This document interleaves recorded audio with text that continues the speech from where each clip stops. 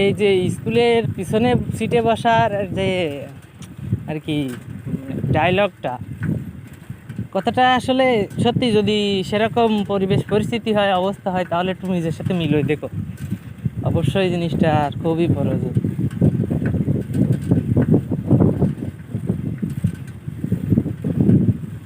আর এই হচ্ছে আমার এলাকার ওয়েদার, আমার এলাকার চারপাশের পারিপার্শ্বিক পরিবেশ। আমি টিউশনি করায় বাড়ি যাচ্ছি, তো মনে করলাম যে আমি এখন শর্ট ব্লগার, তো মূলত প্রকৃতিটা ভাল লাগে। এই ধন্যবাদ।